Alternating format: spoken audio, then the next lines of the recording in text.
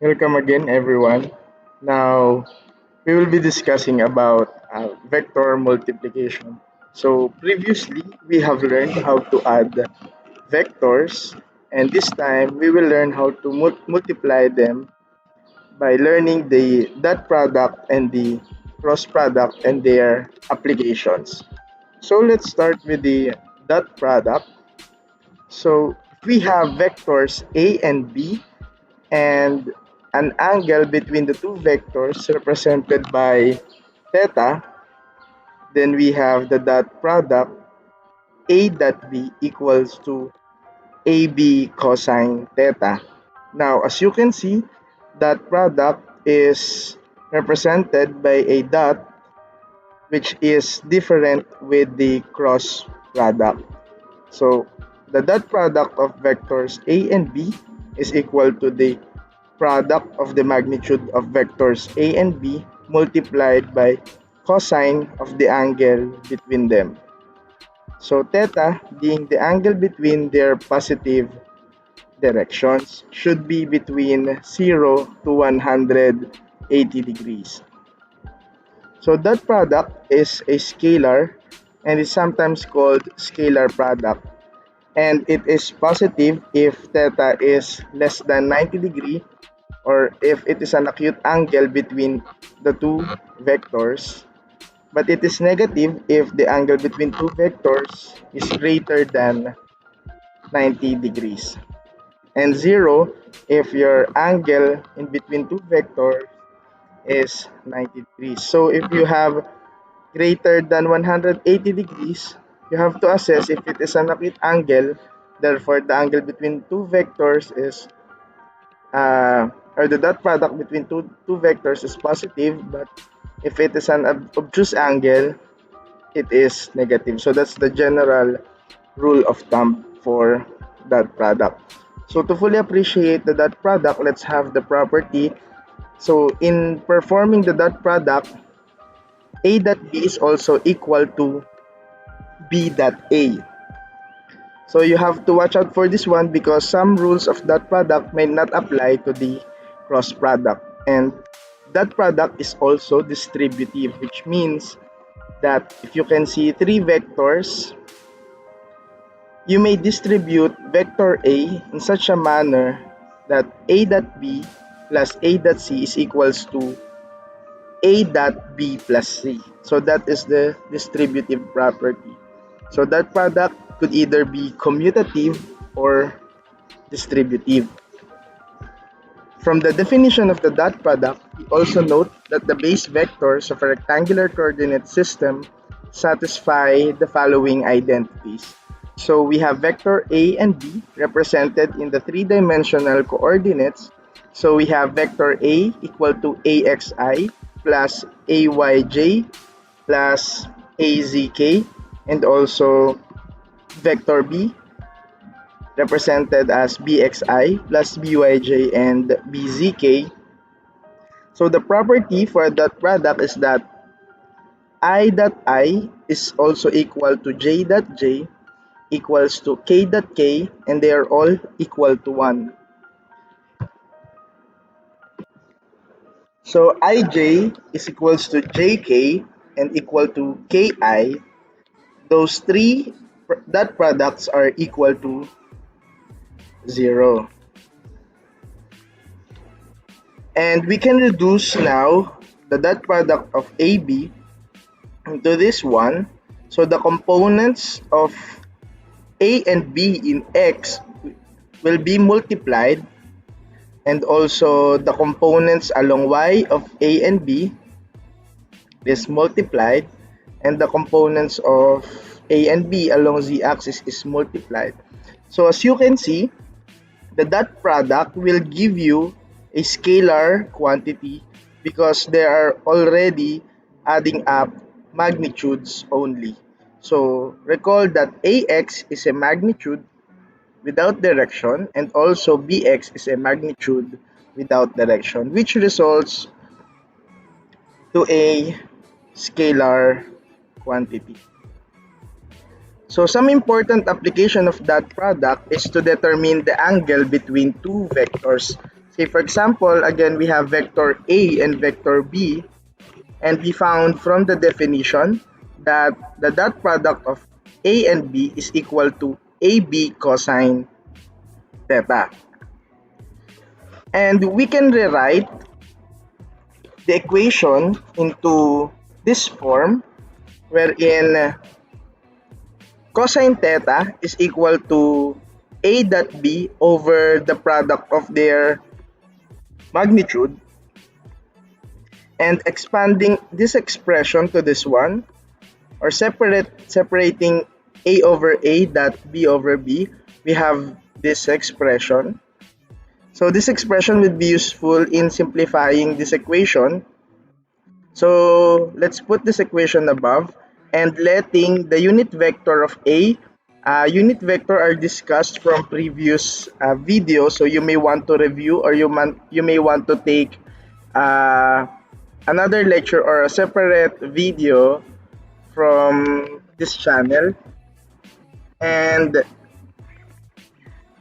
the unit vector B is vector B over the magnitude of B. So we can resolve this equation substituting vector A over its magnitude is its unit vector. Likewise, vector B over its magnitude is the unit vector B. Now we have cosine theta is also equal to the dot product of two unit vectors. So as you can see, angle theta is the angle between two vectors A and B, and from geometry you can conclude that the angle between the two unit vectors of the two vectors respectively has the same angle in between. So this is one application of that product. We can get the angle between two vectors by having their unit vectors. And also another important application is the orthogonal component of a vector to another vector. So refer to the figure here. So if we project B onto A, we would have a component of vector B along vector A equal to B cosine theta. Then from the definition of that product from the previous discussion, we have cosine theta equal to A dot B over the product of their magnitude. So this was discussed just a while ago. So simplifying this equation or rewriting this equation yields to this one. So let's move B to the left side of the equation. We'll have B cosine theta equal to the dot product of two vectors over the magnitude of vector A. And then we can rewrite this one to have the magnitude of, the vector B times vector A over the magnitude of vector A. Now as you can see that vector A over its magnitude is also its unit vector, we can simplify the equation here into this one. And now we have the magnitude of the component of vector B along vector A, which is B cosine theta, by simply multiplying vector B to the unit vector A.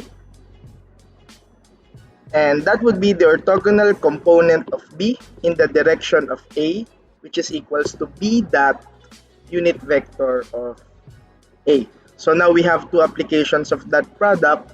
One is to determine the angle between two vectors, and the other one is to get the orthogonal component of a particular vector to another vector. Now we have known that product. Let's have the cross product, and the cross product is represented by the cross sign shown here. So that's the cross product, and the difference of the cross product with that product is that the cross product is a vector quantity, which means that it has magnitude and direction. So if you can see from the figure, the cross product of two vectors is orthogonal to both vectors. So when we say orthogonal, it is perpendicular to both vectors. So we have here C as the cross product of vectors A and B. Now the magnitude of the cross product is equal to AB sine theta, where theta should ranges from 0 to 180 degrees. And you should note that C is always a positive number. We will discuss it later. Why is it always treated as a positive magnitude?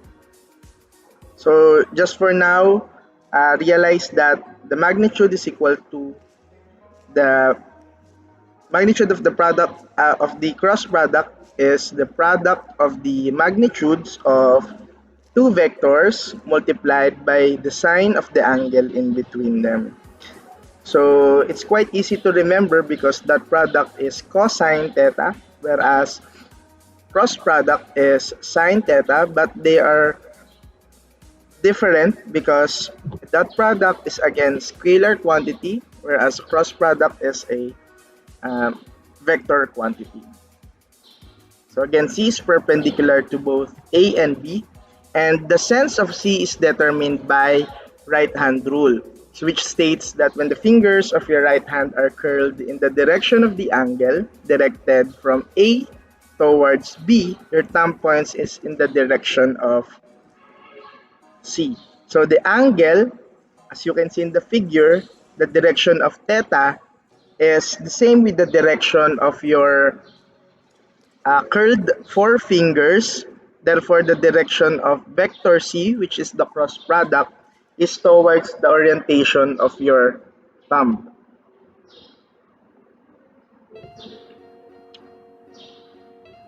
So you might want to take a note of this one and make sure you did not miss the property of cross product. This is the usual error for those who are starting to learn cross product because they have performed the usual algebra. So cross product is distributive. So like what we do in algebra. So for the equation A cross parentheses vectors B plus C, it could be rewritten as A cross B plus A cross C. But here goes the rule that it is neither associative nor commutative. So A cross parentheses B cross C is not equal to A cross B cross C. And also A cross B is not equal to B cross A. So that's quite different or not usual when it comes to algebra. So you have to take note on that. It's a bit sensitive when it comes to multiplying or using cross product, unlike the dot product. So in fact, if you try to use A cross B, and if you equate it to B cross A, make sure you have the negative sign of the other side of the equation. For here, you have A cross B. For that to be equal with B cross A, you have to change the sign of one vector. So in this case, A cross B is equals to negative B cross A. So here, if A and B are perpendicular, so when we say perpendicular, the angle between two vectors in here, A and B, when it is, the angle between them is 90, therefore the value of the term sine theta would be equal to 1, and then the magnitude of vector C would be equal to the product of the magnitudes of A and B, because sine 90 is 1. However, if two vectors A and B are parallel, so imagine two vectors being parallel, and then sine 180 degree is 0, therefore the magnitude of the cross product would be 0. So if you try to see two vectors are parallel, there would be no vector that would be orthogonal to the both vectors. So let's have the property. This is quite different from the dot product. We can deduce this one to I cross I equals to 0, J cross J is 0, K cross K is 0. But I cross J is K, J cross K is I and K cross I is J. This is the right-handed coordinate, but if you try to use the left-handed coordinate, the product would be negative. So for I cross J, right-hand coordinate, you have positive K, but if you do the reverse, it would be negative. So how do we apply that? Let's multiply two vectors. So A cross B, so let's represent vector A by AXI plus AYJ and AZK, and vector B represented in BXI plus BYJ and BZK. By the way, if you forgot how to represent vectors, I have uploaded videos on how to represent them in a three-dimensional Cartesian coordinates. So we have now vector A represented in 3D, vector B represented in 3D. Now let's multiply those, or let's have the cross product of A and B, and recall the distributive property is applicable to the cross product.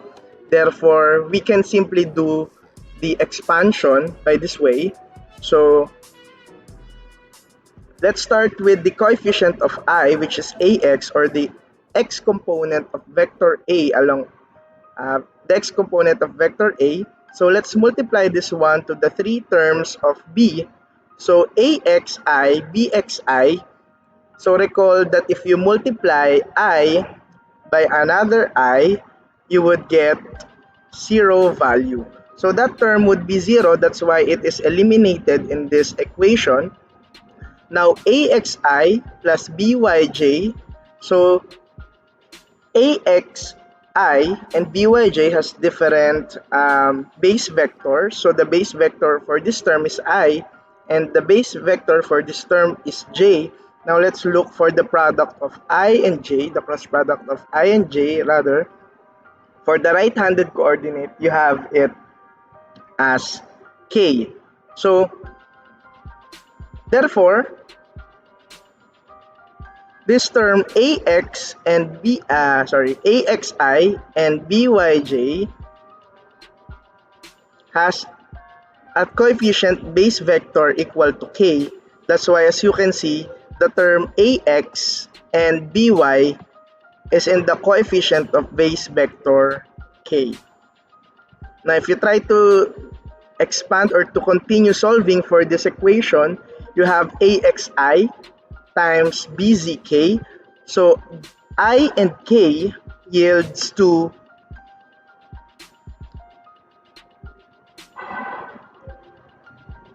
negative J. So that is AX and BZ. So this one. Okay.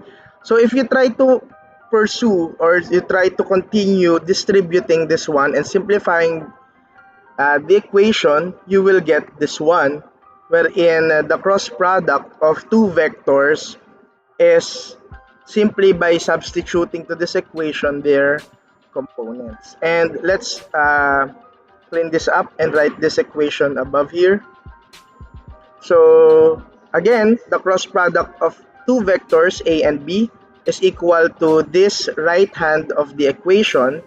And if you try to recall the determinant of a 3 by 3 matrix, you can see that this one has a pattern that is similar to a 3 by 3 vector. Now, if you get the determinant of these three vectors, you use this method wherein you select I, and then these terms would be eliminated, and then I would be multiplied to the remaining 2 by 2 matrix,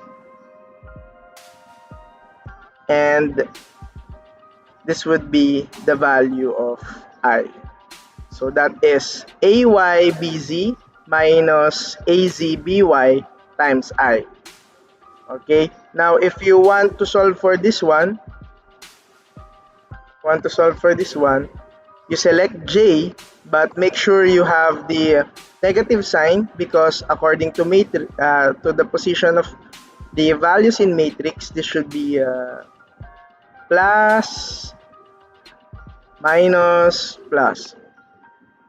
So you select J, and then the remaining matrix is this ones rather. So that is J, and then AXBZ minus AZBX. However, you have to introduce the negative sign because of the position is J is in this position. So the same case goes for K. Therefore, A cross B could be written in a 3 by 3 matrix. So if you want to have a review, just take a look at this portion of the slide. So a 3 by 3 matrix could be rewritten in this form. So what we did now is cross product is written in this manner. We will get the matrix form. So why do we need the matrix form? Because it would be easier for us to analyze vectors if it is written in matrix. So that is the cross product. Later, if we discuss the optimization problems, you will appreciate more the application of a cross product. For now, let's combine cross product and dot product, which yields the scalar triple product. So if we have three vectors, A, B, and C, when the cross product of two vectors is dotted with a third vector, for example, A cross B dot C, this term A cross B is a vector and B dot C is scalar. So the first operation we do is the cross product, since the result of a cross product is a vector quantity, and the vector quantity could be multiplied or could be uh, multiplied with another vector product. However, if you use the dot product first, you will have a scalar product which couldn't be multiplied with a vector quantity. So in this case, you have to use first the cross product before you use the dot product. Let's now proceed to the example of scalar triple product. So we have three vectors, A, B, and C. So the operation would be A cross B dot C, and the vector A is represented as AXI, BY, K, and naririnig kasi yung tunog eh.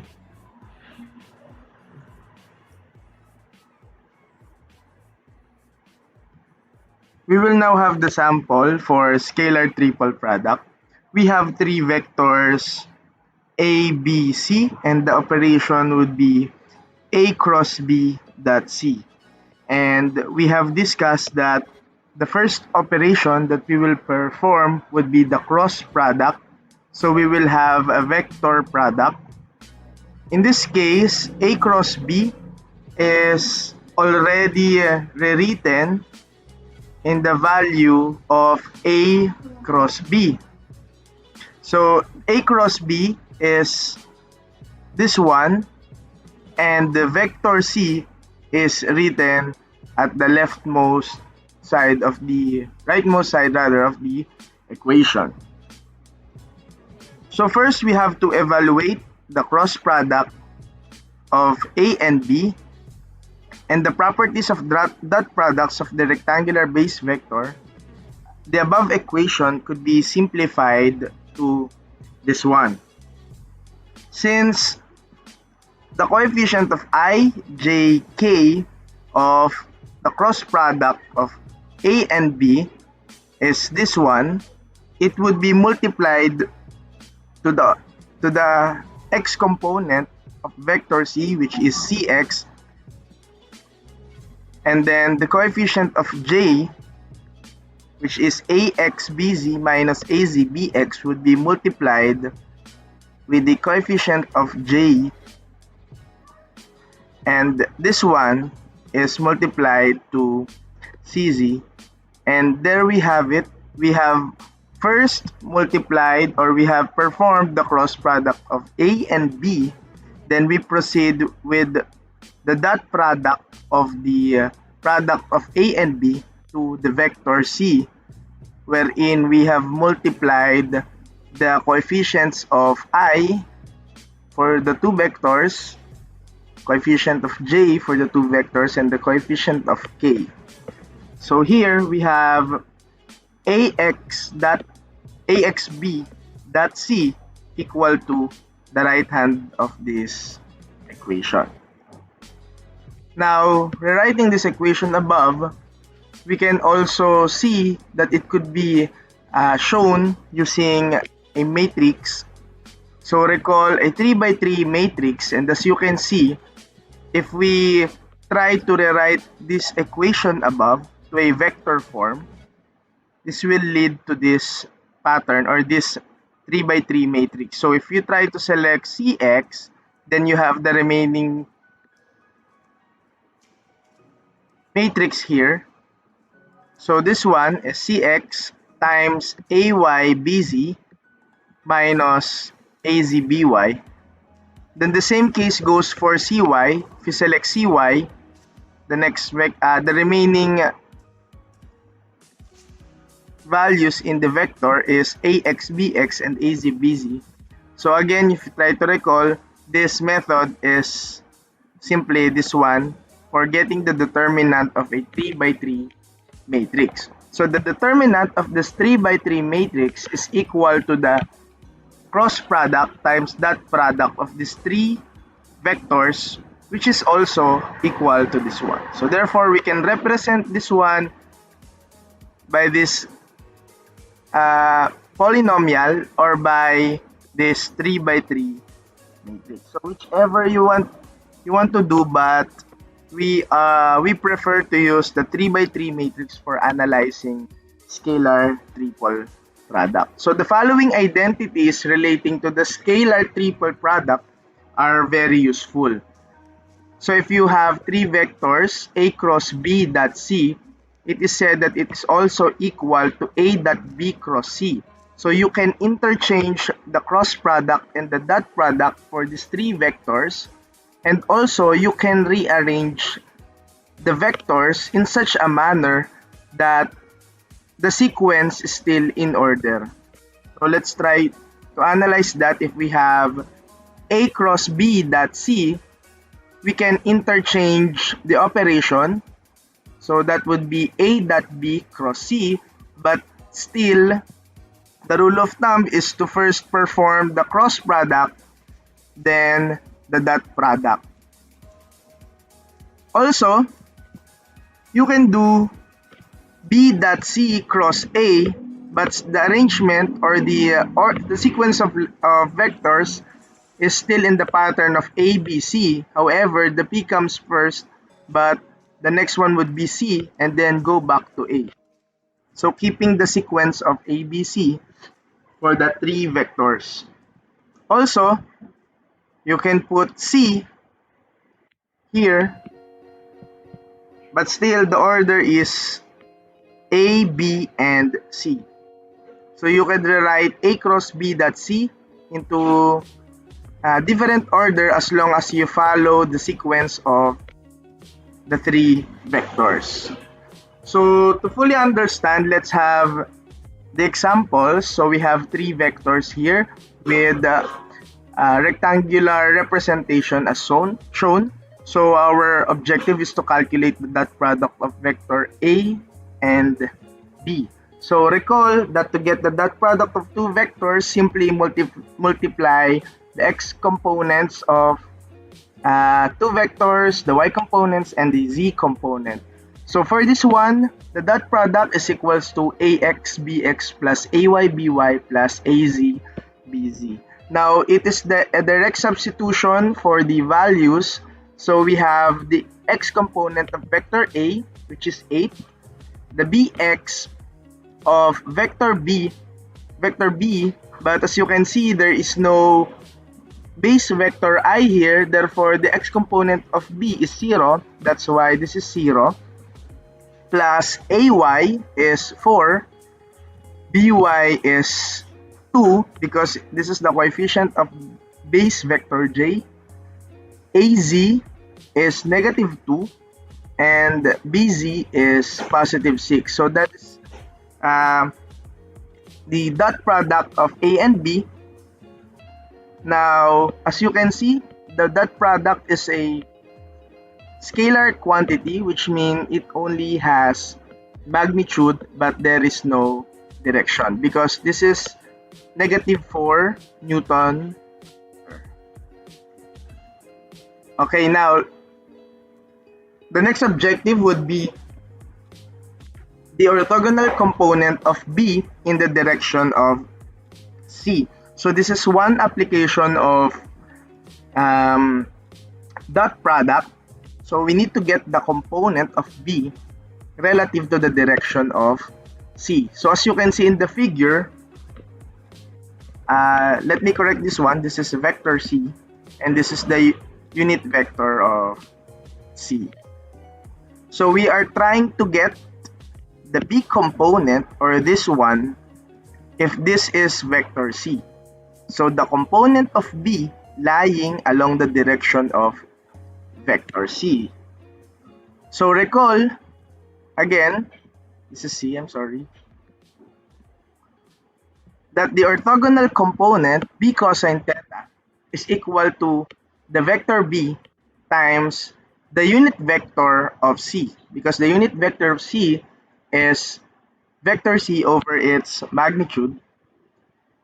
And we have to write this one. Vector C is given, so you just have to copy vector C. So this is this one. And the vector B is here, so copy vector B here. And the magnitude of vector C is simply the square root of the sum of its component. So you substitute here 3 squared, -2 squared, and 4 squared. So that is simply substitution. You will get the value of the orthogonal component of vector C along vector B along vector C, which is 3.71 meter. So observe that this is still a scalar quantity. So next, we have to calculate the angle between A and C. So there are two vectors A and C, and this is another application of dot product. And we could recall from the formula we have discussed a while ago that the angle between two vectors is the dot product of their two unit vectors. So we have to get the unit vector of A and C. So rewriting this formula yields to this one, wherein unit vector is rewritten into its vector over its magnitude, and also this vector C, this is vector C over its magnitude. So you can directly multiply the unit vector if you have the unit vector, but if you don't have the unit vector, you can use the vector itself and its component. So I guess for this problem, it is practical to use the vector A and determine its magnitude for us to get the angle between two vectors. So again, if we don't have the unit vector is equal to vector A over its magnitude. So vector A is this one, and its magnitude could be defined by its square root of the sum of its square. So we have it here. So this 8 is merely the component along x, the 4 is component along y, and so on. So for the C, we have the vector C and the magnitude of vector C. Now you can press it to your calculator.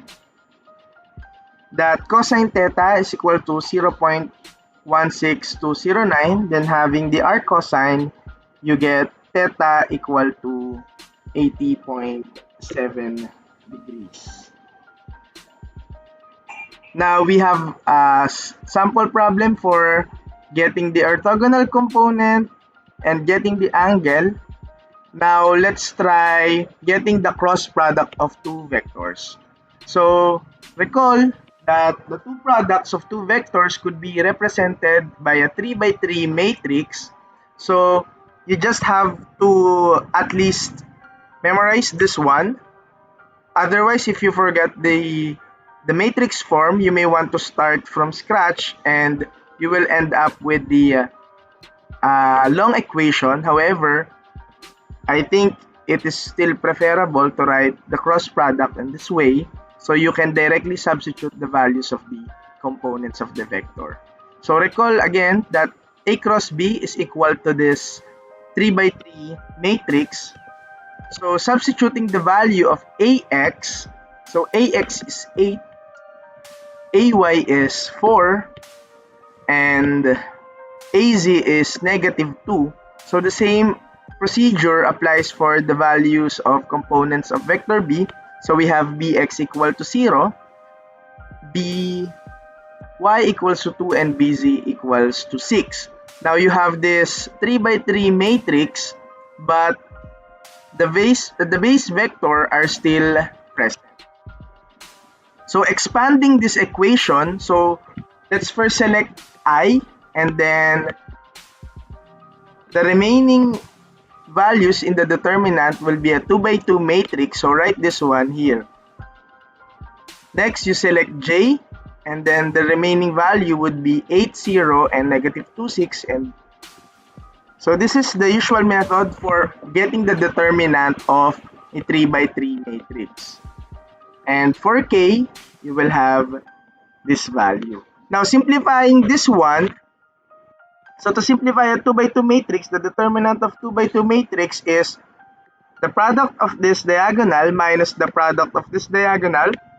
Now, doing that on those three terms of I, J, K, you have the cross product of A equal to 28I, because this is 28. 28I, -48J, and positive 16K. Now, as you observe, the cross product is also a form of another vector because it has magnitude and direction shown by the base vectors. So the dot product, as you can see from previous problem, is a scalar quantity, but this one is a vector quantity. So there you have it. The next one is to calculate a unit vector that is perpendicular to both A and B. So the problem asks us to get the vector that is perpendicular to both A and B, and we can say that a vector that is perpendicular to two vectors is the cross product of that two vectors. So the cross product of A and B is the vector that is perpendicular to both of them. So if we get the vector that is perpendicular to A and B, we can easily identify the unit vector of that perpendicular vector. So therefore, a unit vector in that direction is obtained by dividing the cross product of A and B, which was evaluated above, by its magnitude. So we have previously determined that the cross product of A and B, A cross B, is this one. So this vector is perpendicular, or this vector is perpendicular to A and B because that's the cross product of A and B. Now, to get the unit vector of this one, we simply have to get the magnitude of A cross B. So the magnitude of this one is the square of its component, and getting the square root of the sum of that square of components. So that is simply the vector over the magnitude of vector. Now simplifying the term, we get the unit vector of this vector, which is 0.484i minus 0.830j plus 0.277k. Because if we already know the vector, we could easily get the unit vector by simply dividing the vector by its magnitude. So this is the unit vector that is perpendicular to both A and B. And because the negative of this vector is also a unit vector that is perpendicular to both A and B, so if this vector is perpendicular to A and B, therefore the negative of this vector is likewise perpendicular to A and B but has opposite direction. Therefore, the two answers are qualified to be perpendicular to both A and B or orthogonal to A and B. So this vector is the positive one, and the vector that is in the opposite direction of this one is also perpendicular to A. Likewise, the negative of that vector is also orthogonal to A and B. So we have two answers. However, the first one is already correct. We just explained that the vector that is oriented to the opposite direction of that alpha is also correct. Now we have to get the scalar triple product. So now we have to get A cross B dot C. So again, we could perform A cross B first, then the cross product could be multiplied or have the dot product of it with C, but we can use the direct 3 by 3 matrix. So this is this one. You may want to get first the cross product of AB, then multiply it by that product with C, but that would be very tedious.